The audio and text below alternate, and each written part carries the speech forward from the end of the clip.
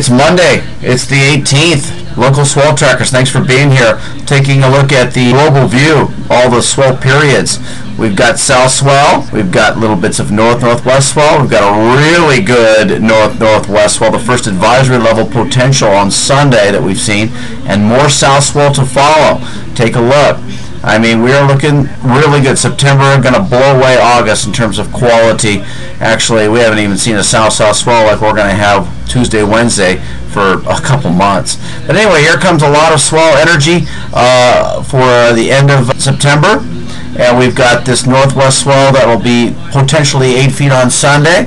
Why don't we go and take a look at these guys here. Okay. Letting it swell right in. There you go. That guy knows us to within under 1,000 miles of us. That system could potentially bring in some 8-foot north-northwest swell.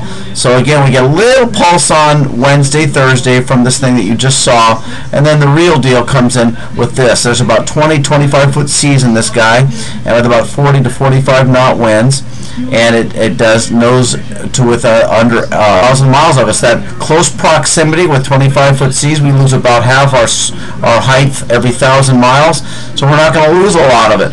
The buoys are forecasting, again forecasting, this has not happened yet, it's model fantasy, but 8 feet open ocean or bigger with 14 seconds. And for the country, since that shelf, the bathymetry of the bottom of the ocean comes out of deep water, those things were fracked up to 10 feet at spots like Sunset. So let's see. Well, I'm claiming 8 feet for Sunday, but we'll be able to nail it down a little bit better as time goes on.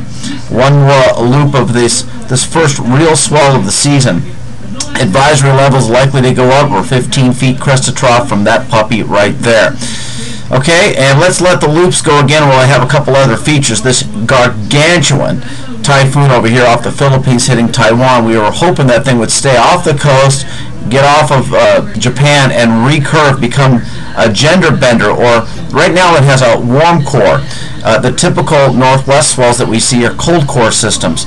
These guys that start off here early in the season, typically the typhoon season, they can recurve and feed off of the temperature variation and build and send us giant west swells. We've seen that in the past. It doesn't look like this one is going to happen. Looks like it's going to continue its journey right into Taiwan, bring huge waves.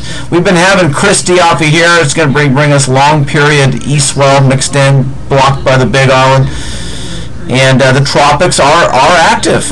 We do see these systems coming out fairly regularly and bringing waves over to Baja and California, and a little bit of east swell towards us and Yahoo. Okay, taking a look down under. It's rather zonal, but a lot of color down there, and that means that well, it's lit up better than, again, July and August. This is too zonal, but as time gets going, this swell right there, it is way off of New Zealand, but it has enough of a northeast tilt or track to send us up some waves, and that would be for the last weekend of the month. So you can mark your calendars on that. It's all very, very long range. Currently, what we're going to be getting Tuesday and Wednesday is no longer on these swell charts because they're about a week old. It takes these batches of wind from the storms to, it takes them about 6-7 days to get up towards us, and that's gonna keep September looking better all the way through the end of the month. Way better than our typical summer months, so yahoo. Okay, let's take a look at storm surf jet stream models. We'll let them reload here, but things are looking really good. Here we go. There's that dip that allows amplification of the lows, and that's why we're seeing these storms. They're caught up there in that jet stream, which is now fattening up for the new season. It gets fairly close to us. That one system follows it like it's supposed to. So it's not like it's going to be, constant, but at least we're breaking out.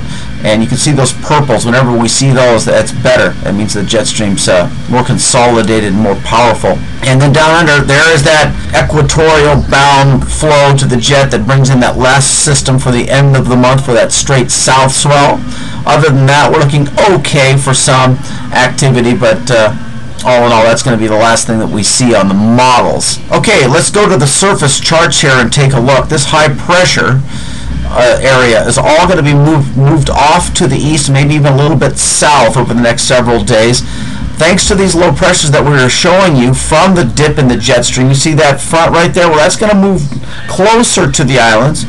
But it's going to, these lows now competing with the highs, pushing them a little off.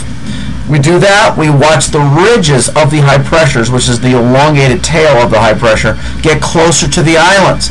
So it's going to take our moderate trade wind regime and move it to a variable or east-southeasterly regime, which is going to lower the trades below 15 miles an hour. Yeah, 5 to 10, occasional 15. That's enough to set up sea breeze patterns for Wednesday, Thursday, and maybe even Friday, bring in sea breezes and mushy afternoons, but glassy mornings and late afternoon glass-offs, hopefully. But that's what's going on. The new storms that are moving into the picture are competing with the high pressures and starting to create those departures from the typical moderate to fresh pace trades. That's what we're looking at for the next 7 to 10 days and likely further. Now we'll go up to the upper levels. Here we are here. A little bit of instability in the upper regions, a slight spinner there. These are features 20 to 25,000 feet up. You can see the storm Christie over here. It's just going to bring minor wind swell. There's that jet stream flow that we were showing you about with lots of rain and clouds in it. It's just from a different view. Drilling down, you can see the resultant broken cloud cover and the upper levels as well, and then you can see the lower levels 5 to 10,000 feet up having an east-northeasterly tilt. Highs are going to be about 85 to 87, lows about mid-70s. All in all, the rain and most of the clouds are confined to the windward and Malco regions, very typical. Drilling down a little bit further, it's off and on pretty, and not too much rain really to speak of. Okay, and that is the update. We'll catch you back here about next Monday or Tuesday for your next local swell tracker. Thanks for being here. Aloha.